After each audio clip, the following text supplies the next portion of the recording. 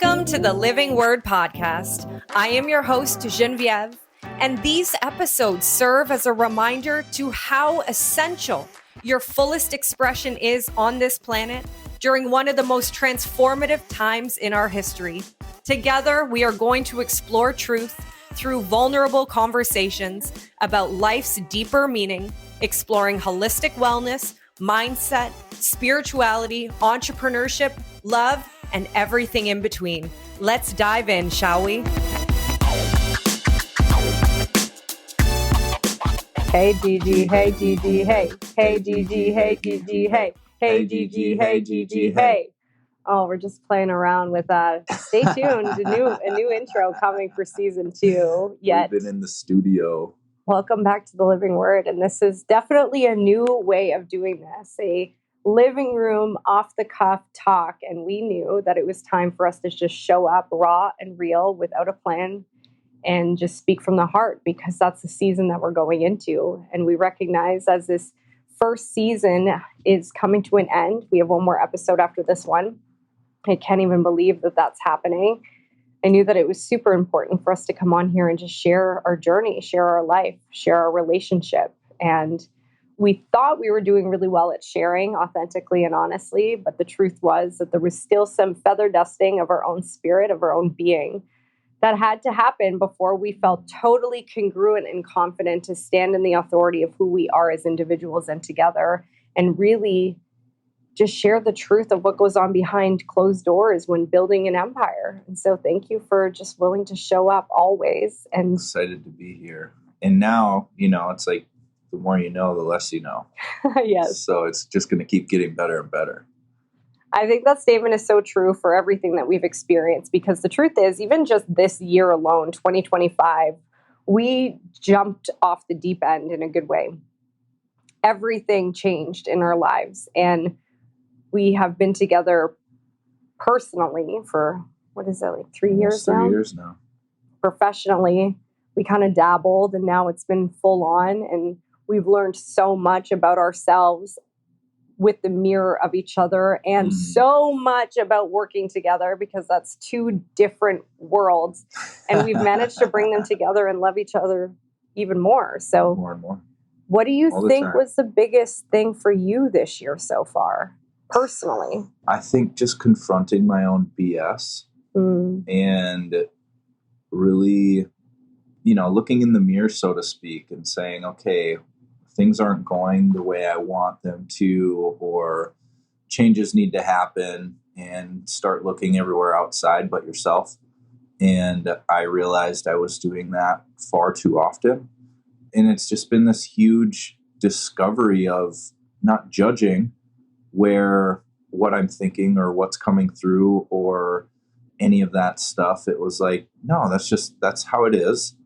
Now, what pivots do we want to make? What is the higher version of myself, calling out? It's like when you just get sick and tired of your own BS and you have to do something about it, and you get to do something about it. Otherwise, you're just going to sit in this frustration forever. And that's where I was at, just figuring out, like, okay, where am I holding myself back right now? Is it in my routine? Is it in my thoughts? Is it in my energy? Is it, trying to foster all of these brand new businesses and doing it in ways that weren't working or aren't working? And what does that get to look like now? Like, who do I get to become to allow those things to happen, flow, and the right people to come in and be a better partner, be a better business partner, personal partner, a lover, whatever it may be, like, and separating those things and not being a different person, but how do I get to fully show up? And I think that's the biggest thing that, I've really had to work on this year, is confronting and looking at myself and saying, okay, I take responsibility for all of it, and I'm excited. And it's like, it just keeps getting more and more exciting. Well, and it's interesting because you said, like, who am I becoming in order to, like, have this, achieve this, build this? And we always talk about how the new paradigm of business is an energy game. It's energetics, and the same rules don't apply. And in order to hold the frequency of what it is that we are calling in and being, you cannot fake frequency. And so when you say calling myself on my own BS, meaning sometimes we think we're holding an energy, but what's going on in the background is canceling out what we think we're doing. Mm-hmm. But specifically, what was maybe one of the BSs that you confronted? The biggest one that was confronted is like, I just assumed that everything would happen the way it happened after I had put in all this work, and it was getting back to, okay, there's got to be a new dog now. There's got to be a new fighter, a new version of myself that, kind of has to come out of the trenches. And so it was operating at this new space with all the knowledge and the wisdom and the skills that I've acquired to now bring this in and start from a new space, start from a new spot. And I think that was like really the biggest thing that I had to confront, was that, I guess you would call it imposter syndrome of, okay, it used to be this way, but now it's going to be a new way. And now I get to show up a different way because all the other stuff doesn't matter anymore. And it was just, that is, I think, my biggest confrontation with myself this year, was really opening up to this being a new version. Well, and for any of you listening, like, Hayden made the decision to walk away from a very nice, comfortable income from a business that you built with your business partner for a very long time, that you were the youngest in the company to build it to 7 figures. And so there was a lot of, we were talking about this the other day, there was a lot of success, authority, people knew you. And so you were very young and grew up in this world where you had already built the reputation and the respect, and you kind of were just coasting. You were still doing, but coasting through it. Like, that was the known. Yep. And so to step away from that consciously, to do it all over again, of course, there's going to be parts of you that would just assume that it would somehow be transferable very seamlessly. Yet you were asked to really dig deep to become the next version of leader, to do it all over again in a whole new way. And it's a lot. Let's take a quick break, because this could change everything. If you've done the work, we see you reading the books, taking the courses, going to the retreats, but you're still feeling stuck, Recalibrated was made for you. Because this is not another personal development course with more for you to do. This is a 4-week high proximity virtual container where you come back home to your body, regulate your nervous system, and finally become the observer and shift the patterns keeping you stuck. Through NLP, somatic integration, and energetic recalibration, you don't just learn, you become. This is the work Hayden and I do for ourselves and our clients every single day, and we are honored to welcome you into this transformative space. Tap the link in the show notes for more information or to join us. We start July 8th. It is, but it's worth it. All of it's worth it. And I think now commanding respect from a different way. And, I found one of my identities was in how much money I was earning. Even though I didn't want to believe that. But that's what I had embodied, is I am this, earning this amount, and that makes me awesome and cool and all of those things. And then it was like, okay, now I'm not earning that. That's not what's coming in. And that is scary and exciting at the same time. And it's not for everybody. But I believe that God has put me here to do bigger things and do better things and become another version and lead the way for other people that are sick and tired of being where they're at and feeling stuck, instead of just sitting in the stuckness, doing something about it and changing and figuring out, where does my identity lie, or where did it lie? So now I can move into this new identity, this new version, this upgrade of a person, of a man, and of a leader. And that's where this conversation becomes really fun. Yeah, it's so interesting where you're talking about the identity. And I think we all can see ourselves in that. I know I can. And it's always an unraveling and like deeper layers. And we can't see the next layer until we've uncovered that layer. And sometimes when you start dipping your toes in the water of this world of energy, of energetics, of growth, development, there's no going back. And it's so interesting because as you were going through that process of like dismantling that identity that's connected to money and success and all of it, it was so interesting to recognize like the energy between us, because we had really been diving into the feminine, to the masculine, what that looks like, what that is. And one of the things that recently I recognized that I did was that I lost my fire through an ideal of what feminine and masculine was meant to look like, of what it looks like to be led by the masculine, what it should look like to lead as the masculine, what my role is as the feminine. And I was in this circle of just doing and trying to surrender and all of these weird things that just left me kind of frustrated and a little bit lost. It's hard. And I think not just you, but we get a picture of what we think it should look like. And then we get stuck on that. And then we get frustrated when it doesn't look exactly like that. Yeah. And I also think it's like the dark hole of personal development and spirituality, where these ideals, if it doesn't look like that, then we start thinking like, well, what am I doing wrong? And one of the things that I always thought is, where am I not surrendering enough? And the truth is that if you look back on the last 15 years of my life, I have definitely surrendered to God's will and followed the path, yet I didn't see it that way. And so in this like spiritual bypassing, I was trying to over surrender and losing myself in the ideal of the feminine. Right. When really, like, my gift is my ability to take a download and an idea, a word of God, and put it into massive action. That's the healthy side of my masculine that has allowed me to build and rebuild over and over again. And one of the things we talked about when going from zero onward is like, I am not afraid of starting over. Like, that's something that, because of what I've experienced, like, that doesn't scare me. Yet what did scare me is actually doing it together, because I was able to hide behind my own force, my own determination, my own masculine energy that eventually in that way made me sick.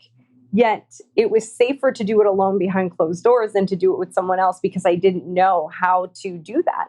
And so this identity dismantling I feel like we condensed a lot of time, and doing it together and being committed to the process together was a big mirror. And, we had a lot of conversations over and over and over and over and over again.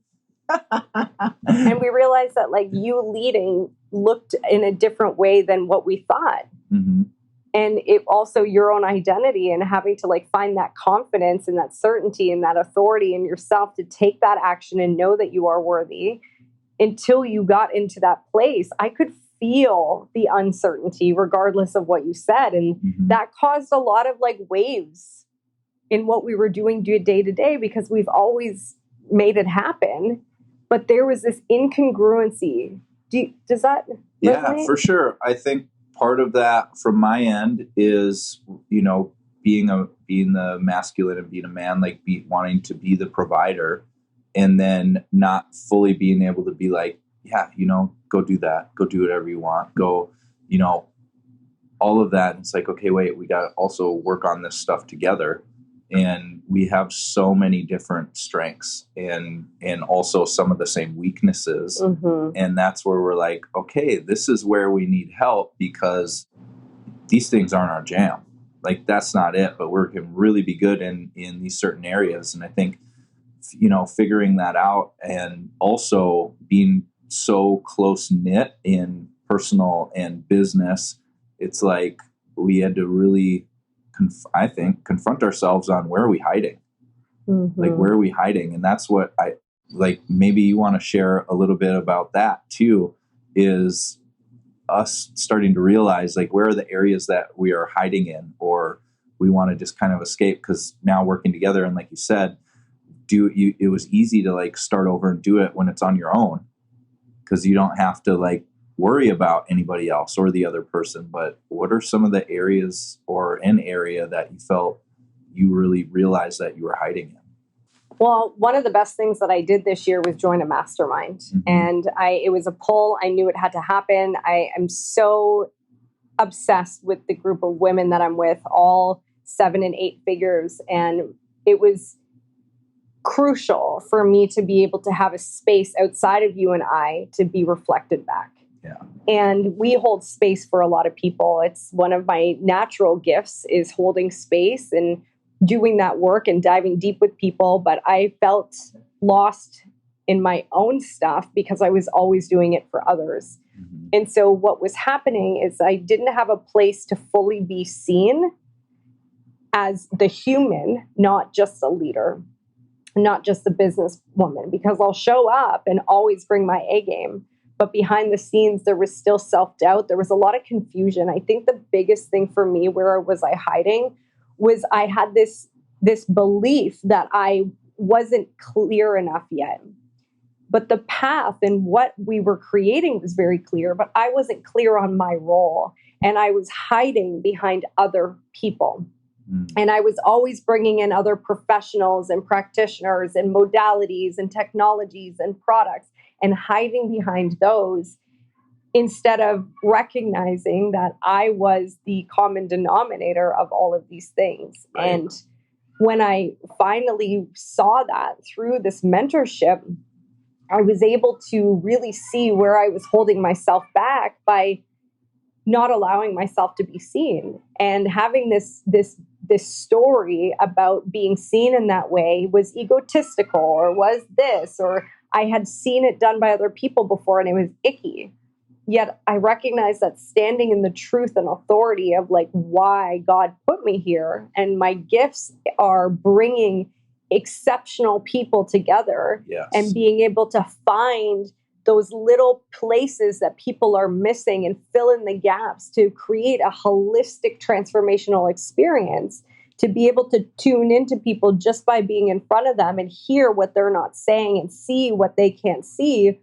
And that being the pillar that everything else can come through with, that was what was kinking the hose. Because it was too much about other people. And it wasn't even meant to be about me. But I was not standing in the truth of in your authority. Yeah, of like, I've been in training since I was a little girl. Yeah. I don't know anybody that got their NLP certification at 14. Well, right. But it became so ingrained in who I am that I didn't know how to articulate it. Yep. And yet I had to see it through my mentor that being is enough. You don't have to explain it. Let your energy speak for itself. And I understood that logically, but I didn't understand it embodied. Yep. And I'm still in the process. It's not done. I'm still catching myself. I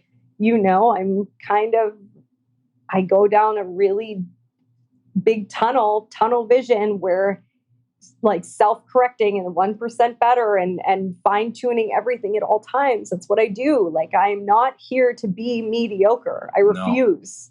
No, very high standards. And I'm not here to feel mediocre. I want to feel exceptional. And so now understanding that it's like, okay, 15 or more years already at 36 to bring all of these tools, this knowledge, this intuition, this healing together, and to claim that I am a healer. Yep. But not in the traditional way that people think. Yeah. And so now claiming that, here even for the first time, it just is like, yeah, this is what I'm doing. Yeah, I remember a conversation we had, this might have been a year ago, but talking about being the bridge and bringing people together. Like, that is your superpower.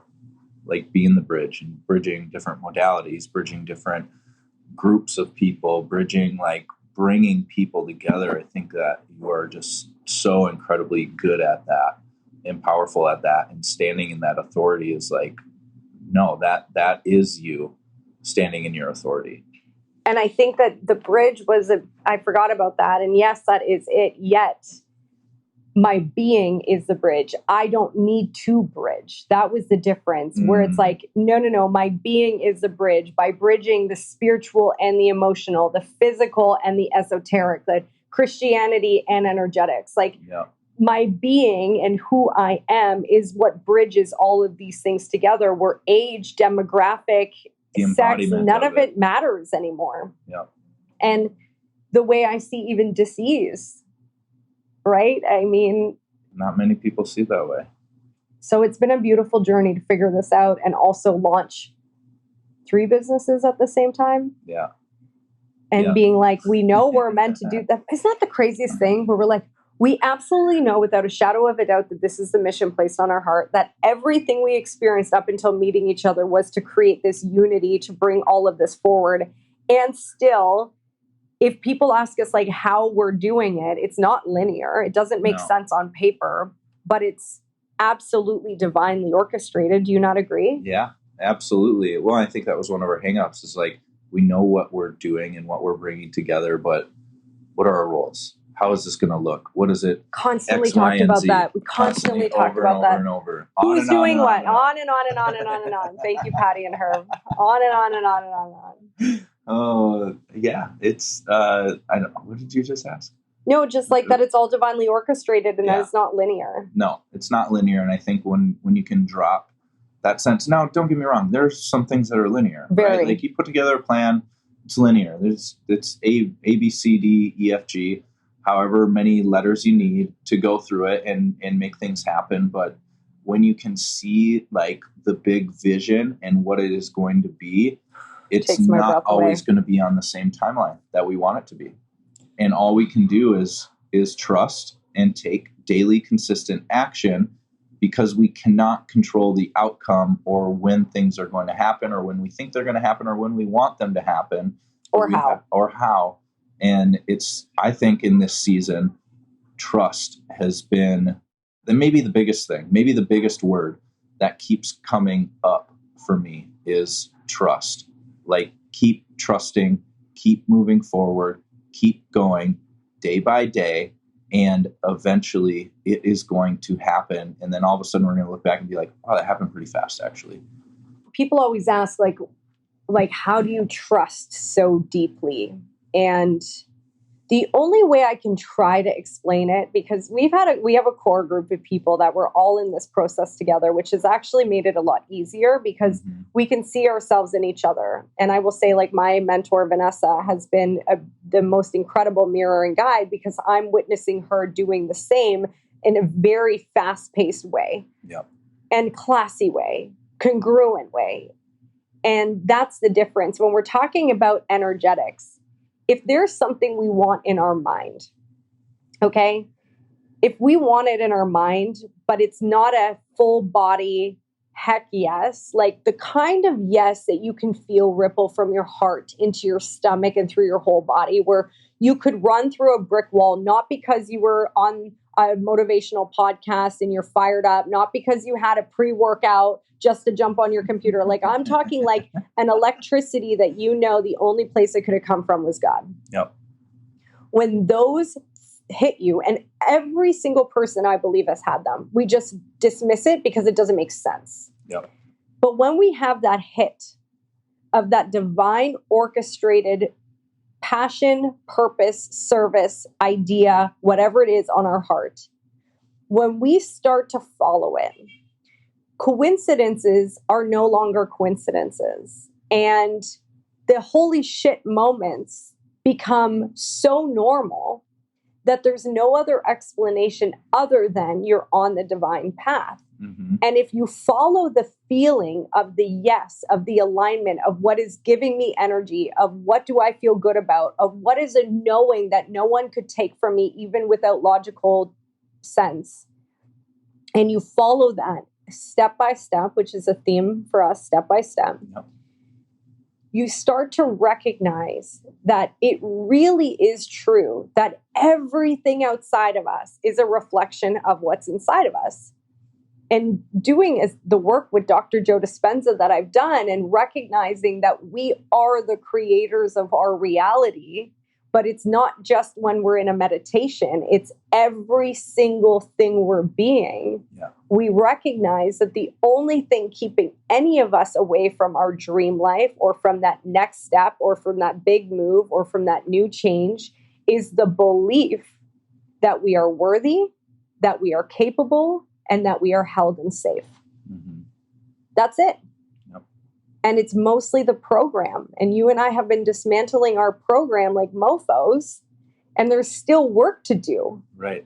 Yet it's so incredible to witness what happens when you let go of the collective's way of what it should look like. And I think that's one of the biggest lessons that we've learned, because no one could tell us not to do what we're doing. Yep. No one. We will figure it out no matter what, but not from a place of scarcity, not from a place of needing to prove, not from a place of ego. It's from a place of, I absolutely know that this is a piece of the mission on my heart. And when we talk to each other and when we go through those moments, the one rule we have is to never go into a conversation, a moment, or an experience together wanting to hurt each other. Yep. We always go in full of love, even when we're frustrated, even when we are annoyed, even when it's been the same thing over and over and over again. We all choose those things happen a lot, Yep. but we choose to understand. Mm-hmm. Well, I think it's when you come from a place of wanting to understand instead of wanting to be right or make the other person wrong, it changes everything. It changes the conversation. It changes the safety of the conversations. I think it's allowed us to get much, much deeper because we know there's not going to be judgment. We know that is not going to be, malice coming from either one of us to, want to prove ourselves in that way. And I think that has been a catalyst to making these changes even faster. And when we need to pivot and we need to shift, we're able to talk about that and do it. Like, is this working? Yes. Is this working? No. And then we make a shift and we change. And is it working or not working because I'm not in the right space mentally? Like, what do I need to do to get there? And how do we make this work? And so I think the reflection has been very powerful in doing that, because even after we have conversations, there's time for reflection. There's time for doubt to creep in. All of those things, like that is constantly happening, and mitigating that and moving forward and saying, no, we know this is where we're going and what we're doing. Well, and radical truth and radical honesty is a muscle. I think back to when we first started dating, and there was test after test after test. Stories for another day. But from the get-go, we had really difficult experiences blowing up in our face. Other people's stuff, other people's projections, other people's jealousy. Like, it was absolutely bananas. Yet it forced us to speak radical honesty to each other from the get-go and build that trust. Yep. And the one thing I know is that from the first time we met to now, we are always 100% honest. And one of the hardest things for me was, in the past, I haven't spoken my truth out of fear of not being heard, being in abusive cycles, being with unhealed people, being unhealed myself, saying it the wrong way, actually attacking people instead of conversing. And with you, digging deep to actually say the truth of how I feel instead of holding it back and letting it simmer. And I remember you saying to me, promise me that you will never hold something back and let it fester. And I made that promise. Mm-hmm. And that's a promise that even when I'm weak in the knees and shaking to say it, we say it with radical truth. And one of the best things that we use is the story I'm telling myself about this is not you're doing this. Yeah. Because it's our perception. It's our own view of the world. It's different from both sides. But when we bring in so much past experiences and all of these things, and it's like, oh, this reminded me of that. And it's great to learn from those things, but we're also very different people. And bringing in different perspectives and bringing in different ideas. And I might say something that comes off wrong, or you might say something that comes off wrong or in a way that you didn't want to, and I perceive it a certain way because of that, right? And it's like we've been able to work through that, and that's something I'm extremely grateful for, to be able to do that because we have this understanding. Yeah, and I mean the hard stuff, like intimacy, when you're with we're together all the time, like intimacy, that has to be a choice. Mm-hmm. Like, and I'm not just talking like the intimacy you may be thinking about, the intimacy of spending time together, the intimacy of putting work aside and being personal, of checking in together, of like all of the intimacy is such a big topic, but it's a choice. And if we don't feel, the moment I recognized that there was a moment not too long ago that when you would come and hug me, I would actually push away. And that was very subconscious. And when I recognized I was doing that, it was old triggers in my nervous system of being in past relationships where I was expected to behave a certain way, where I was expected to provide a certain way, where intimacy and all of that was meant to look away for his pleasure. And that like came back up when I was feeling unsettled, when we were making big changes. Like it had nothing to do with anything about you, but it showed up. And I reverted back to like pushing away to keep myself safe, and to slow down, to observe ourselves and take radical responsibility. And I remember saying to you, like, I am so sorry. I just recognized I'm doing this. And it actually has nothing to do with you. It has to do with me. And I felt like when you were hugging me, I was like suffocating, but it wasn't because of you. It was because of something that happened in my past. And we didn't need to go deep into it. We didn't need to go into the trauma of it. It was like, recognize it, see it, release it from the nervous system, release it from the body, and move on. Yeah. And I do believe that's why we've already lived 10 lives together in 3 years, is because we're constantly doing that. We all are, especially in our 30s or older, like we've lived a lot of life, and you and I have lived a lot of life, and we've both been married, and we've had very public partnerships, and we've had very public divorces, and we've endured a lot of things, and you bring that with you. Yep. And until we consciously release the stones out of the backpack, it shows up in ways that sneak up on us. Because you've recognized that too? Yeah, big time. I mean, it's like even just getting into conversation, not having to tiptoe around things, and, you know, really figure out, what does this new way look like?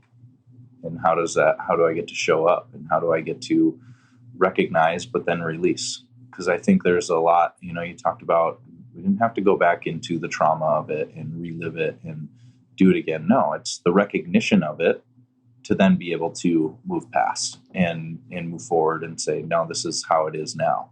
And making those changes and being able to make them very quickly. Well, yeah, even recently, like you recognize that there was a pattern of you trying to prove yourself that you've been doing since you were 20 years old. Yeah. And, you know, people are asking, well, how do you get to that? And it's like, we literally stop ourselves and we tune inwards and we ask ourselves, where is this coming from? And our soul speaks, our being speaks.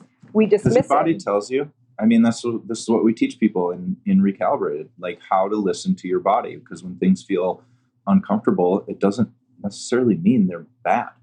But it's like, where is this coming from? What is my body, my nervous system, my subconscious trying to tell me in this moment right now? And is that something I want to continue to feel, or is it something I want to break through and be? Because we're creating these newer versions of these upgraded versions of ourselves to be able to make those changes and have fun in the process doing it.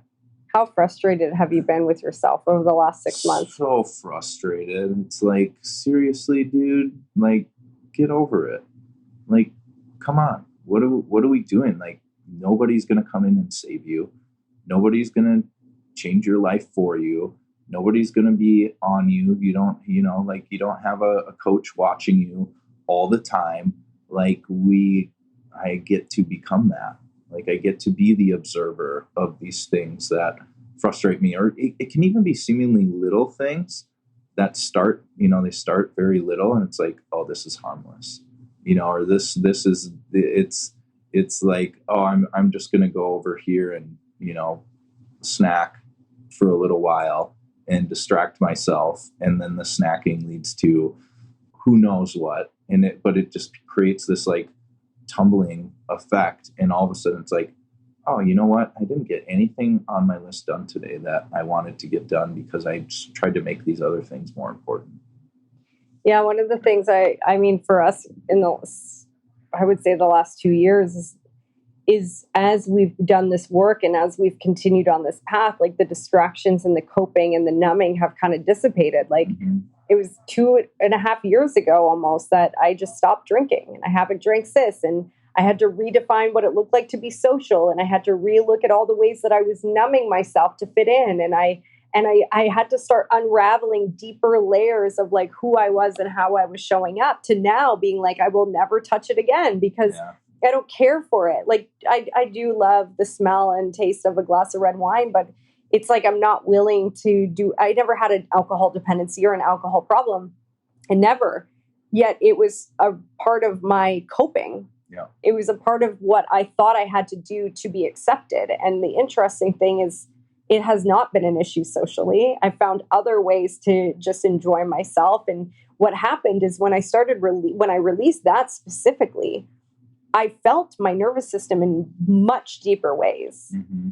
And then when Tico passed away and I didn't have that crutch because I used alcohol as a crutch when my dad died, it was a very different experience. It was a very intentional experience. It was a very conscious experience of feeling what it felt like to actually grieve. And I realized like I did not grieve like this then because I was numb and trying to hold it all together, which isn't wrong. Mm-hmm. It's not wrong. It's just different. And so the more we can release these crutches and the more we feel, there's going to be moments of discomfort because we're finally feeling the things that we didn't feel or that we were running away from, kind of like the procrastination. Like the moment you tell yourself like, no, this is what I'm doing, we really have to be the ones to observe. And we teach that when we launched Recalibrated for the first time. We have our own method, the OIR method. There's a podcast just about that, which is very special.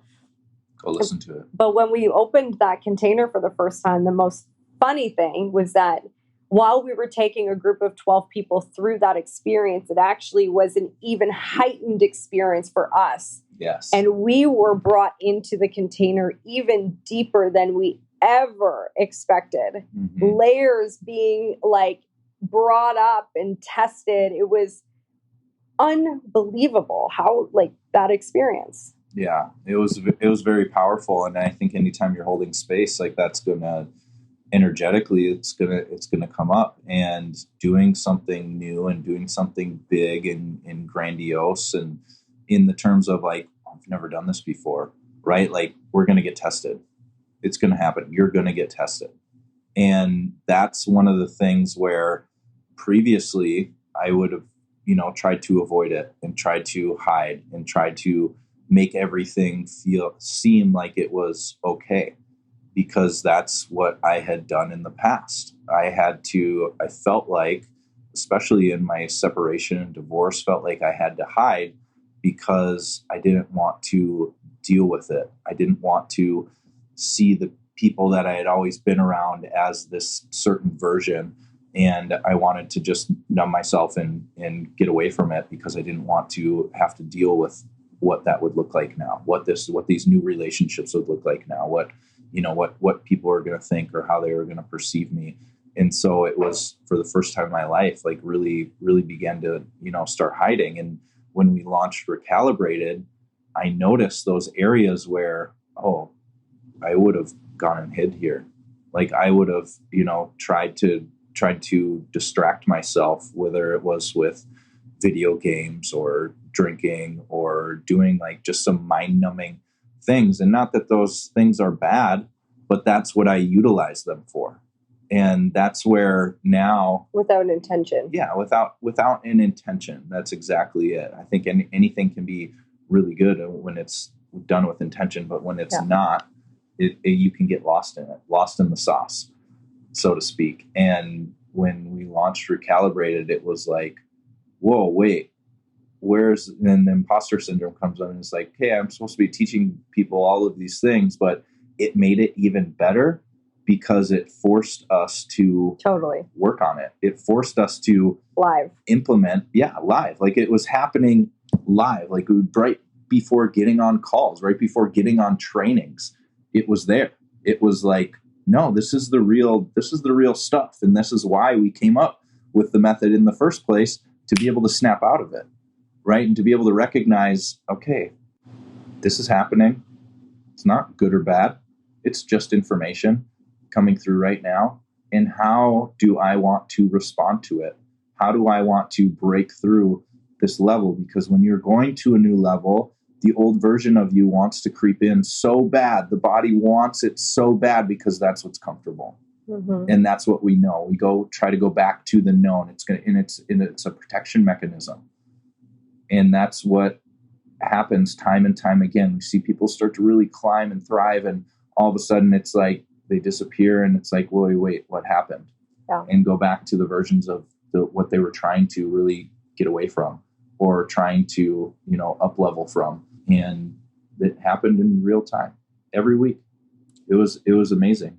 But I think it allowed us to teach and coach and facilitate from a much deeper level, because everything was coming out so authentic, no matter how hard it was. And it's hard to open up like that sometimes, especially for me. Oh, I agree with that. And my belief, and not just because we created it, but if every person we knew, especially in business and entrepreneurship, because that's where we get in our own way the most, from my opinion. That's a story I'm telling myself. Yet Recalibrated is a place that in 4 weeks, you have the tools required to be able to observe your subconscious mind, the thoughts, and the body and the sensations, to understand the program and the patterns that are showing up with triggers and reactions that shape your personality and your behavior. Mm-hmm. And then we reverse engineer from behavior all the way back to the habits, thoughts, and emotions. And doing that and introducing the somatic piece and introducing the understanding of the self beyond the titles, beyond the external, in a very tangible way that isn't scary, that is very doable, in bite-sized pieces. And we watched transformation happen with these people at every level, regardless of where they were in their personal development and spiritual journey, was unbelievable. Yeah. And now to be able to have that as an ongoing space for people to come in, it feels like such an honor, and still scary. Like, I still have moments like, well, what if no one comes? What if no one wants this? What if people don't walk away with what, like, those thoughts don't go away. We just get better at observing them and releasing them, because it's not truth. Right. It's just not truth. And I'm just so excited that we've created and done these things, and that now we get to bring them to a new level with the new team we're bringing in, because whether it's the technologies that we're offering, whether it's the coaching that we're doing, or the in-person transformational experiences that are rapidly changing people's lives in ways we could never understand, it just feels so incredible to know that we get to be part of the rise of human consciousness. Mm-hmm. Yeah, it's very special. And it's like, is this real? Is this real? And one of my favorite things is to watch people have breakthroughs, not because of what we said or told them or the method, but because they realized it within themselves. Yes. And a lot of times I think we avoid our own observations because we don't want them to be true, and the highest version of ourselves wants the best version. And so anything other than that is like, no, that's not true. And we just avoid, and we look past it, but then we can see it so easily in other people. And it's like comparison. But my favorite thing is watching people have their own realizations, taking their power back and saying, no more. This is how it gets to be. Yeah. And to be an example of, we spend a lot of time together. Yeah. We're always together, and we want more. Like, it never feels like enough time, and not in a codependent way, in a very co-creative way. Mm-hmm. And to be able to really simplify that a beautiful, abundant life, and creating wealth and prosperity and your own health, that it really comes back to trusting yourself and recognizing, where is the fear that I'm holding back my voice? Where are the places that I'm reaching for external vices and sources to regulate myself? When we start to realize that our truth and our being is the best information that we could ever have to grow and to create, we realize that it doesn't have to be so difficult and hard, and that it's going to look a little bit different for all of us. Mm-hmm. But what I love is that we dive into all aspects of a relationship, personal, romantic, friendship, partnership, business, all of it. And we're figuring it out as we go. And I'm just so happy that we get to share that with people. And our commitment is to just be even more raw about our life, because I'm sure that it resonates. If you're listening and it resonates, like, let us know, because this is just life. This is the journey. This is the truth about what it can look like. And if you've always wanted to be closer with your partner, do business with your partner, and people tell you all these stories about all these things that will go wrong and how it will destroy it and da-da-da-da-da, like, it's just not true. Mm-hmm. What's true is what you make true. Yep. I think one of my favorite things, because, I love having fun and I love making things fun and being in fun environments. And one of the fun things that we do, and a silly thing maybe, but is when we have deja vu. We freaking celebrate. We're like, yes, I don't know what this means, but it means we're on the right path. And it's like, it's just a finding moments to celebrate in the times where you feel like, I don't know if there's anything to celebrate right now. But I love that I don't even know when it started or why it did, but as soon as one of us has deja vu, we get that look and we both know, and no matter what is going on in the day, we're like, yes. And it's just another little sign. And I think you have to find signs, especially when, whether you're single or you're doing business on your own, or you're doing it with a partner, you're doing it with a spouse, like finding little things to remind yourselves that, yes, this is the mission we're on. This gets to be fun. And for us, and you can take this, you can borrow it, it's not ours. But when deja vu happens, high five each other, celebrate a little bit, and have some fun with it, because it's just another remembrance of we're on the right path.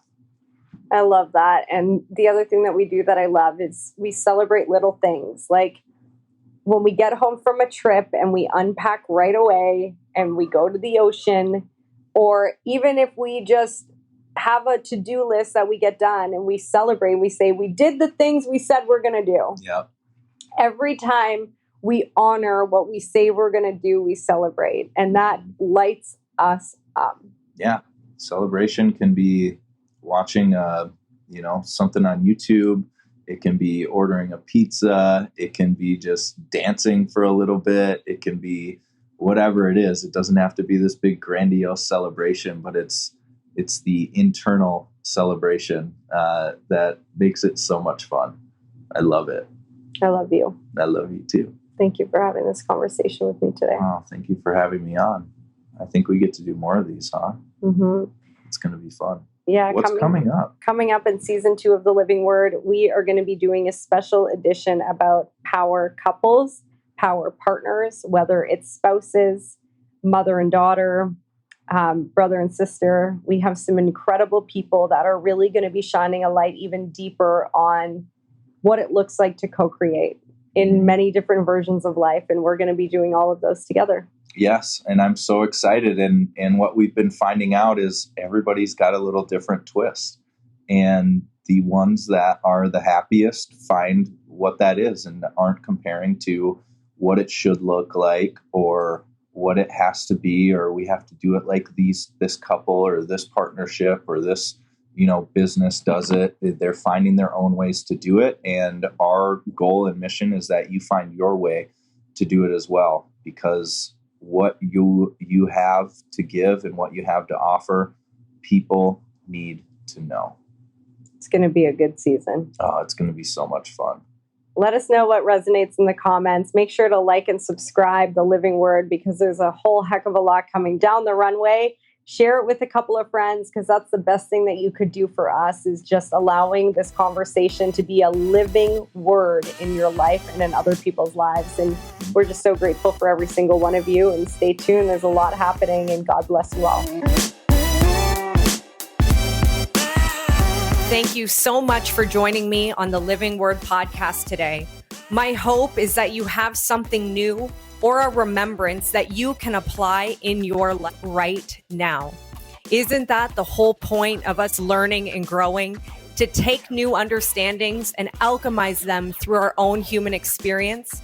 Please like and leave a comment or review if you enjoyed this episode, and share it with people in your life who would benefit from hearing it also. Make sure you subscribe to the Living Word podcast on your favorite platform and be the first to know about upcoming episodes. Sending so much love and gratitude to be on this journey together. See you soon.